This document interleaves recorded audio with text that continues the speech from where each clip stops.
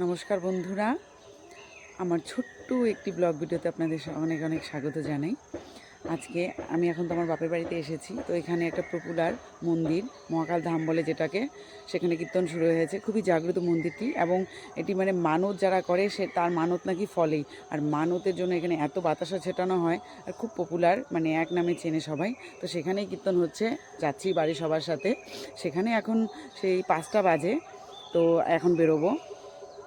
বেরিয়ে গিয়ে ওখানে একটু কীর্তন শুনে তারপর সন্ধ্যার আগে আগে চলে আসার ইচ্ছা আছে। তো চলুন আপনাদেরও সেখানে নিয়ে যাই, দেখে নিয়ে আসুন। প্রথমে একটা দোকানে ঢুকলাম। এখানে যে ছেলে জুস নিল, আর এখানে দেখুন কত বাতাসা টোপলা করা আছে। জেঠি যে মানত দিবে, যে 1.5 কেজি মতো 2 টোপলা বাতাসা নিয়েছে, আর ধূপকাঠি এসব নিয়ে তারপরে মহাকালধামে যাব।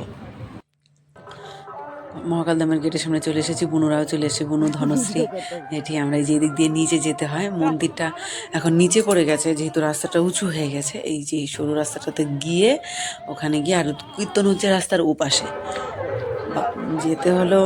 ডান পাশে মন্দির, বা পাশে ওই পাশটা কীর্তন হচ্ছে। এখানে জায়গা নেই, ছোটো জায়গা দেখে নতুন নতুন ঠাকুর বানিয়েছে, লোকজনেরা বসে আছে। আর এই যে বাবা ভোলেনাথ মাটির মূর্তি বানিয়ে বসেছে। আর মেন মন্দিরে যেটা এই দেখতে পাচ্ছেন, এটা হলো মেন মন্দিরটা। বস্তা বস্তা যা আছে সব বাতাসা, সব বাতাসা এগুলা। আর এই যেখানে ঠাকুর এখানে পুজো দিয়ে দিচ্ছে, পুজো দিয়ে এখানে এই যে বাতাসা নিয়ে ওইখানে কীর্তনে ছিটাবে আর কি। এখানে যে রাত্রে রান্না খাওয়া দাওয়ার প্রস্তুতি চলছে দেখুন। আর এখানে সামনেও ওই যে অনেক পাথর বসানো আছে, এখানেও পুজো হয়। ওইদিকে মা কালী মন্দির, যে অনেকে আরও ফটো তুলছে, ব্লগ করছে। আর এই যে ওই যে দেখতে পাচ্ছেন, ওগুলো সব বাতাসা, যে ঘাড়ে করে বাতাসা নিয়ে যাচ্ছে।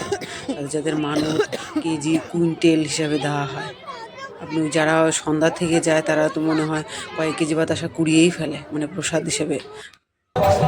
দেখুন এখন সন্ধ্যা আরতি হচ্ছে, আর আমরা পিছনেই দাঁড়িয়েছি, আর জায়গা নেই। আর বেশিক্ষণ দেরি করবো না, দেখে বসবো না। আর এইভাবে করে বাতাসা ছেটানো হয়, না সময় চোখে টোকে লেগে যায়, অনেকে চশমা ভেঙে যায়, হাতে ব্যথা লাগে। তো আমরা বাইরে থেকেই দেখছি। এখন পিসি আর ভাইও আসবে, এখন তারাও আসছে, একসাথে হবো আর কি। খুব ভালো কীর্তনে, অনেক লোক হয়, প্রচুর প্রচুর লোক। 4 দিন ব্যাপী কীর্তনে, মানে অনেক অনেক লোক, অসংখ্য হাজারে বিজারে লোক। আবার এই যে তিলক টিলকও পড়াচ্ছে। আর এদিক দিয়ে ভেতরটায় যায়, বাতাসা দেওয়ার জন্য ওরাই গেছে, আমি আর যাইনি। এই দেখুন যত সব দেখতে পাচ্ছি, এই সব বাতাস ছেটাচ্ছে আর কি। মাত্র শুরু। এই যে দেখুন ব্যাগ বস্তা নিয়ে নিয়ে এভাবে বাতাসা দেয়। না পড়লে তো আর দেয় না, বাবার কাছে যেটা চায় সেটাই পায়, তার জন্য ওই যে দেয় আর কি সবাই। আমরা কয়টুক সময় দাঁড়িয়েছিলাম, ততক্ষণই অনেকগুলো বাতাসা পেয়েছি। পায়ের সামনে এসে গায়ে এসে লেগে যায় এরকম। এই যে দেখুন রাস্তা দিয়ে 2 হাতে দিচ্ছে চতুর্দিকে। আর চতুর্দিকে মেলাও বসেছে, অনেক অনেক দোকান, খাবারের দোকান, এই সেই অনেক কিছু, খেলনা।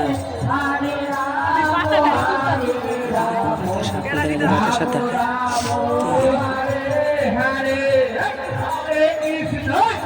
আর অনেক পরিচিত মানুষের সাথে এখানে দেখা হয়, এই জন্য যেতেও ভালো লাগে ঠাকুরের টানে। ঠাকুরের সামনে আমি যাইনি, এত ভিড়। আর ঠাকুরের মুখমণ্ডলও খুব সুন্দর হয়। এখানে রাধাকৃষ্ণর যে বানায় মাটির মূর্তি, খুবই সুন্দর হয়।